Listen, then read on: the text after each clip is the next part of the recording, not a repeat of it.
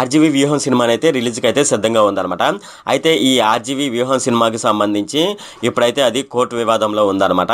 ఈ వ్యూహం సినిమా అనేది ఒక పొలిటికల్ పార్టీకి అనుకూలంగా ఈ సినిమా తీయడం జరిగిందని, ప్రతిపక్ష పార్టీలు ఉన్నాయి కదా, ఈ ప్రతిపక్ష పార్టీలకు సంబంధించి వ్యతిరేకంగా ఈ సినిమాలో చూపించడం జరిగిందనే ఉద్దేశంతో ఈ సినిమానైతే కోర్టు వివాదంలోనైతే ఇరుక్కుందనమాట.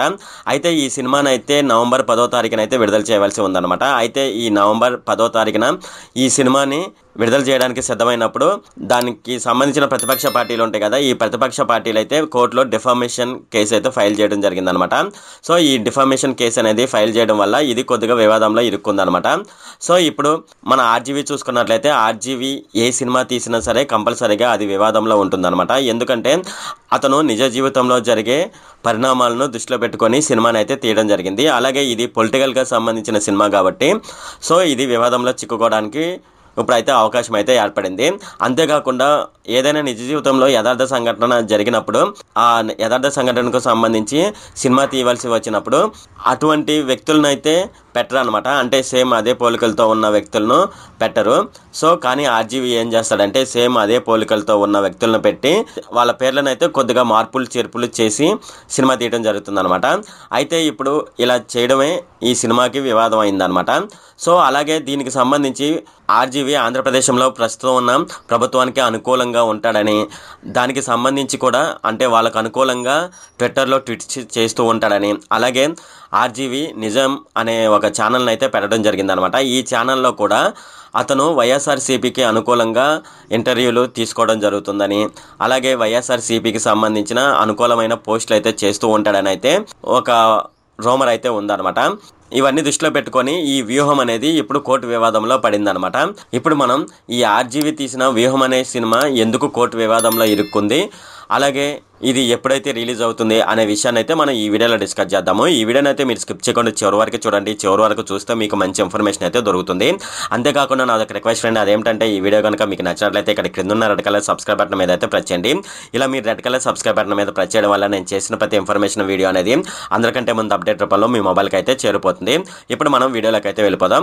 ఆర్జీవీ తీసిన వ్యూహం అనే సినిమా నవంబర్ 10వ తారీఖున విడుదల చేయవలసి ఉందన్నమాట. అయితే ఇది నవంబర్ 10వ తారీఖున విడుదలకు సిద్ధంగా ఉన్నప్పుడు ఆర్జీవీ దీన్ని అయితే సెన్సార్ చేయడానికి సెన్సార్ బోర్డుకి అయితే పంపించడం జరిగిందనమాట. అయితే సెన్సార్ బోర్డు వాళ్ళు ఈ సినిమా చూసిన తర్వాత దీన్ని రివిజన్ కమిటీకి అయితే పంపించడం జరిగింది.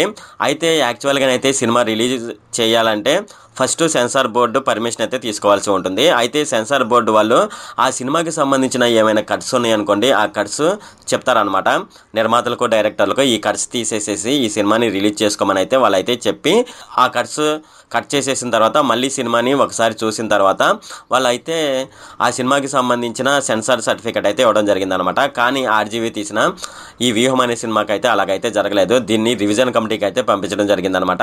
ఆ రివిజన్ కమిటీ వాళ్ళు ఈ నిర్మాత అలాగే డైరెక్టర్ సమక్షంలో ఆ సినిమాని చూసిన తర్వాత ఆ సినిమాకి కొన్ని కట్స్ అయితే ఇవ్వడం జరుగుతుంది. ఆ కట్స్ ఇచ్చిన తర్వాత వాళ్ళైతే ఆ సినిమాని అయితే రిలీజ్ చేసుకోవడానికి అయితే అవకాశం అయితే ఇవ్వడం జరిగిందనమాట. యాక్చువల్గా అన్ని సినిమాలు అయితే ఎక్కువగా ఇలా జరగవు. 99% సినిమాలు అయితే సెన్సార్ బోర్డు వాళ్ళే సర్టిఫికేట్ ఇవ్వడం జరుగుతుంది. అయితే ఇంతకుముందు మనం చూసుకున్నట్లయితే ఓన్లీ వ్యూహం సినిమా మాత్రమే కాదనమాట, ఇలా సెన్సార్ బోర్డు దగ్గర నుంచి రివిజన్ కమిటీకి వెళ్ళి ఇలా సినిమా ఆగిపోవడం అనేది ఓన్లీ వ్యూహం సినిమాకి మాత్రమే కాదు. ఇంతకు ముందు మనం చూసుకున్నట్లయితే ఉడతా పంజాబ్ అనే సినిమా కూడా ఇలా సెన్సార్ కమిటీ దగ్గర అదైతే రిజెక్ట్ చేయబడింది. అలాగే దీనికి సంబంధించి పద్మావత్ అనే సినిమా కూడా ఇలాగైతే సెన్సార్ కమిటీ దగ్గర ఇలా సర్టిఫికేట్ అయితే పొందలేదన్నమాట. వాళ్ళ నిర్మాతలు ఏం చేశారంటే డైరెక్ట్గా వాళ్ళు అయితే కోర్టుకు అయితే దాన్ని సబ్మిట్ చేయడం జరిగిందనమాట. అంటే ఆ కేసుని కోర్టులో వేయడం జరిగిందనమాట. కోర్టు అయితే ఈ సినిమాని చూసిన తర్వాత వాళ్ళకైతే రిలీజ్ చేసుకోవడానికి అయితే అవకాశం అయితే ఇచ్చింది. సో ఇది వ్యూహం సినిమాకి మాత్రమే ఇలా జరగలేదు, ఇంతకుముందు చాలా సినిమాలకైతే ఇలా జరిగినాయి అని అయితే మనం అయితే చెప్పవచ్చు అనమాట. అయితే ఆంధ్రప్రదేశ్లో ప్రతిపక్ష పార్టీలైన టీడీపీకి సంబంధించిన నారా లోకేష్ గారు అయితే ఈ సినిమా వ్యూహం సినిమా ట్రైలర్స్ చూసినప్పుడు ఆర్జీవీ గారికి అయితే ఒక లెటర్ అయితే రాయడం జరిగిందనమాట. అదేంటంటే ఇవి వైఎస్ఆర్సీపీకి అనుకూలంగా ఉన్నాయని, అలాగే మాకు సంబంధించి మీరు నెగిటివ్గా సినిమా తీయడం జరిగిందని, దీనివల్ల ప్రజల్లో మాకు నమ్మకం అయితే పోతుందని, ఇవన్నీ విషయాలు దృష్టిలో పెట్టుకొని ఆర్జీవీకి ఒక లెటర్ రాయడం జరిగిందనమాట. దానికి రిప్లై ఇవ్వాల్సిందిగా కోరడం జరిగింది. ఆ ఆర్జీవీ అయితే దానికి సంబంధించి ఎటువంటి రిప్లై ఇవ్వకుండా డైరెక్ట్గా దాన్ని సెన్సార్ బోర్డుకి పంపించడం ద్వారా నారా లోకేష్ గారు అయితే దీన్ని అయితే కోర్టులో వేయడం జరిగింది అనమాట. ఈ కోర్టులో ఇతను డిఫామేషన్ కేసు వేశారనమాట. అంటే పరువు నష్టం కేసు కింద దీన్ని అయితే కేసు ఫైల్ చేయడం జరిగిందనమాట. సో ఇప్పుడు ఇది కోర్టు వివాదంలో ప్రస్తుతం అయితే నడుస్తుందన్నమాట. అయితే దీనికి సంబంధించి మనకు డిసెంబర్ 26వ తారీఖు అయితే దీనికి సంబంధించిన తీర్పు అయితే వెలువడి ఉందన్నమాట. అయితే డిసెంబర్ 26వ తారీఖు కాకుండా కోర్టు అయితే దీన్ని డిసెంబర్ 27వ తారీఖు అయితే వాయిదా వేయడం జరిగిందనమాట. ఈరోజు డిసెంబర్ 27 అనమాట. సో ఇది రేపు విడుదల కావాల్సి ఉందన్నమాట. అయితే ఈరోజు కోర్టు తీర్పుని బట్టి అయితే రేపైతే విడుదల చేయడం జరుగుతుందన్నమాట. అయితే ఒకవేళ లోకేష్ అయితే తనకు సంబంధించిన చాలామంది లాయర్లు అయితే తెలుసు అనమాట, సెంట్రల్ వైజ్గా తెలుసు అనమాట. ఇది ఎలా తెలిసిందంటే వాళ్ళ ఫాదర్ అయిన నారా చంద్రబాబు నాయుడు అరెస్ట్ అయ్యాడు కదా. ఇలా అరెస్ట్ అయినప్పుడు సెంట్రల్ వైడ్గా సంబంధించిన లాయర్స్ అలాగే దానికి సంబంధించిన కేసులు కొన్ని అయితే ఇతనికి అవగాహన ఉండడం వల్ల ఈ సినిమాను అయితే అడ్డుకోవడానికి అయితే ఎక్కువ అవకాశాలు అయితే ఉన్నాయని అయితే తెలుస్తుంది అనమాట. ఒకవేళ ఈ సినిమా కనుక నారా లోకేష్ గారు అడ్డుకొని ఇది రిలీజ్ కాకుండా ఆపేశారనుకోండి, ఆర్జీవి గారు ఏం చేస్తారనేది ఇప్పుడు చూద్దాము. మనకు ఫైబర్ నెట్ అనేది ఉంది కదా మన ఆంధ్రప్రదేశ్లో, ఈ ఫైబర్ నెట్ ద్వారా విడుదల చేయడానికి అయితే అవకాశాలు అయితే ఉన్నాయి అనమాట. ఈ ఫైబర్ నెట్ ద్వారా మనం విడుదల చేసినప్పుడు ఎవరైతే ఈ ఫైబర్ నెట్ కనెక్షన్ ఉంటుందో వాళ్ళైతే కొంత సబ్స్క్రిప్షన్ అయితే చెల్లించి ఈ సినిమాని అయితే చూడడానికి అయితే అవకాశం అయితే ఉందన్నమాట. అలాగే ఓటీటీ ప్లాట్ఫామ్స్ ఉన్నాయి కదా, ఈ ఓటీటీ ప్లాట్ఫామ్స్ ద్వారా ఈ సినిమా విడుదల చేయడానికి మరొక అవకాశం అయితే ఉందన్నమాట. సో ఒకవేళ ఈ వ్యూహం అనే సినిమా మన ఆంధ్రప్రదేశ్లో కనుక విడుదల కాకపోతే ఇలాగైతే విడుదల చేయడానికి అయితే అవకాశం ఉంది. ఒకవేళ ఈ రోజు కనుక కోర్టు తీర్పు ఇచ్చి ఆర్జీవి గారికి కనుక అనుకూలంగా ఉండి వ్యూహం రిలీజ్ చేసుకోవడానికి అవకాశం అయితే ఉందనుకోండి, అన్ని థియేటర్లోనైతే ఆంధ్రప్రదేశ్లో ఈ సినిమా రిలీజ్ అవుతుందన్నమాట.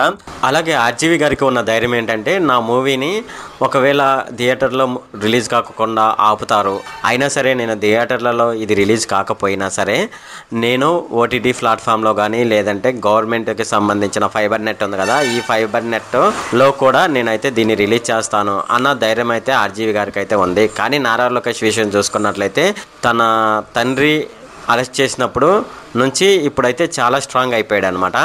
అంటే అతనికి కొద్దిగా తెలివితేటలు పెరిగినాయి, అలాగే సర్కిల్ పెరిగింది. అలాగే వాళ్ళ తండ్రి ఆ జైల్లో ఉన్నప్పుడు ఇతను ఎక్కువగా సెంట్రల్లో స్టే చేయడం జరిగిందనమాట. అక్కడ కూడా కొంతమంది లాయర్లు కొంతమంది రాజకీయ నాయకులు అనేవాళ్ళు అయితే అతనికి సపోర్ట్ ఇవ్వడం జరిగింది.